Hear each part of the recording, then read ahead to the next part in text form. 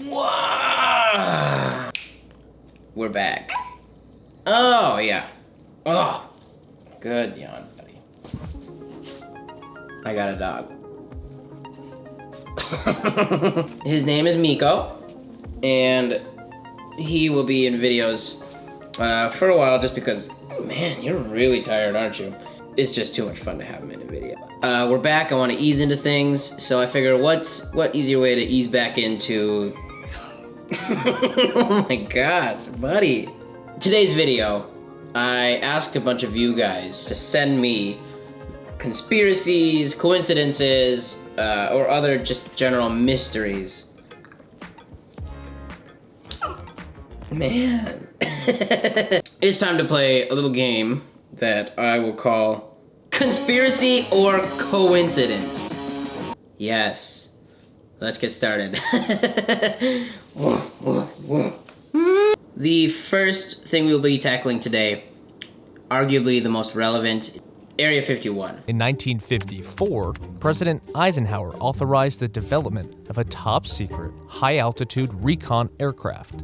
In the summer of 1955, sightings of unidentified flying objects were reported around Area 51. That's because the Air Force had begun its testing of the U-2 aircraft. While Air Force officials knew the UFO sightings were U-2 tests, they couldn't really tell the public. So they explained the aircraft sightings by saying they were natural phenomena. Than 60,000 feet. At the time, normal airliners were...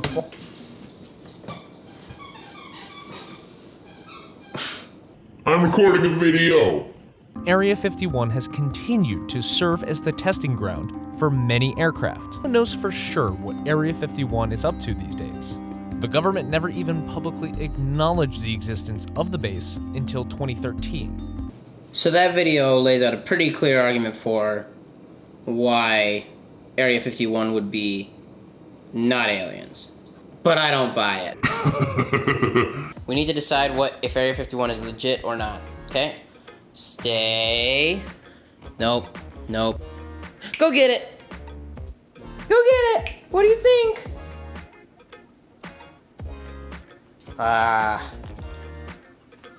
Coincidence it is. It probably was just military testing. Miko's right.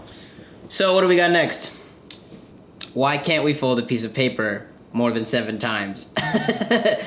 Back over at NASA, our team is finding out that folding a football field-sized piece of paper isn't exactly a breeze. 7 is squashed out.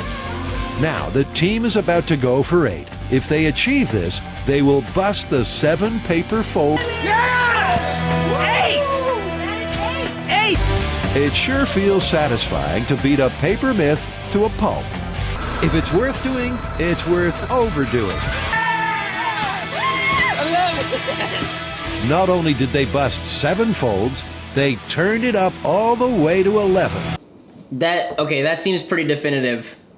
But you know what, like, as definitive as that is, I'm gonna have to defer to Miko again. Wow, I didn't even have time to press record, but he's already eating coincidence. Mythbusters are legit. That one is definitely, you can fold a piece of paper more than 7 times. Now we're gonna start getting into some real gray areas. In fact, we're gonna get into several things that I've never even heard of myself. It could get pretty heavy. We'll start with the Madeleine McCann case. On the evening of May 3rd, 2007, 3-year-old Madeleine McCann disappears from her bed while on vacation with her family in Portugal. Krugel is making news with what he claims is a cutting-edge device called a matter orientation system. Krugel claims his device uses an object's atomic makeup to detect similar or identical objects in the area. A person disappears.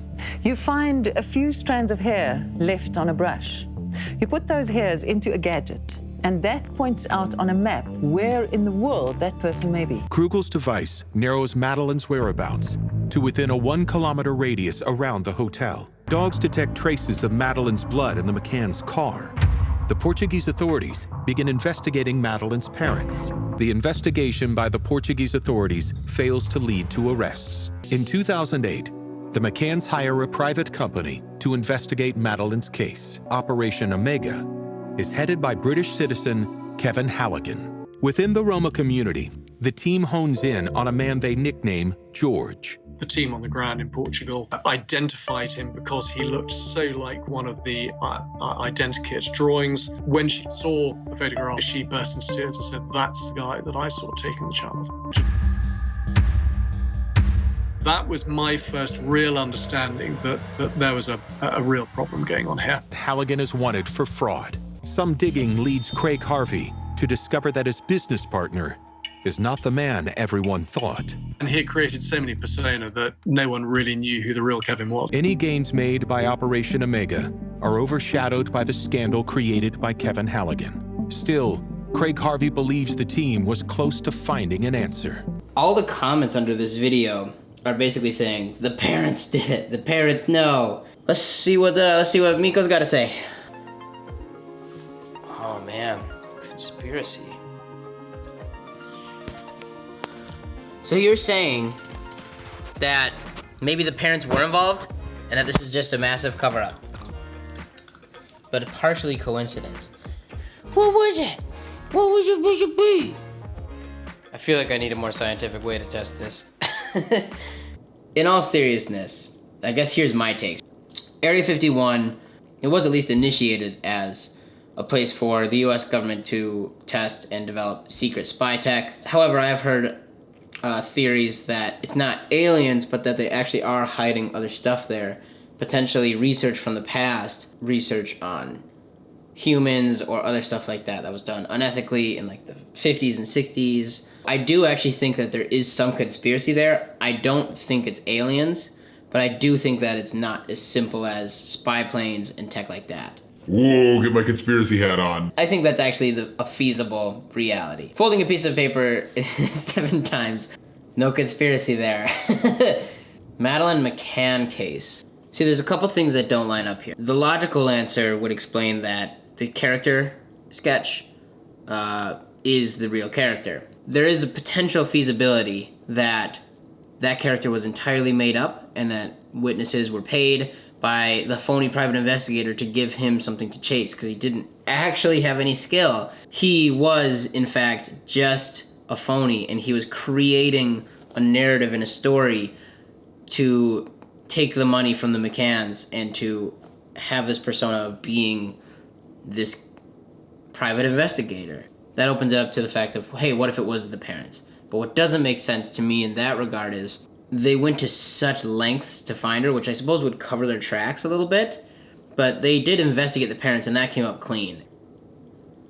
I mean, if you were really just trying to get rid of your 3-year-old, and 3 years old is a lot of time to raise a child and then decide that you don't want them. I guess one other piece I'd like to know is if the phony investigator had a real team of investigators with him, or if they were just all of his buddies, essentially. If it was a real team of investigators with him, then I'm going to go ahead and say that that mysterious man that vanished is likely the one who was responsible. If they were all his cronies, then it is possible that it was the parents, but I would believe that since there was an investigation into the parents, that they are actually innocent, regardless of what all these comments say. So now you've seen my entertaining thoughts and then my real thoughts on these, events. I'm gonna start ending videos in a new way, a way that's more interesting rather than just me saying, thank you, subscribe, blah, blah, blah. I'm gonna start ending these videos with a discussion focused around the prior video's comments. Going forward, I will be looking at the comments on this video and talking about them and essentially readdressing what went on in the video with your feedback. And if nobody comments, then I'm gonna find something off of Reddit to talk about.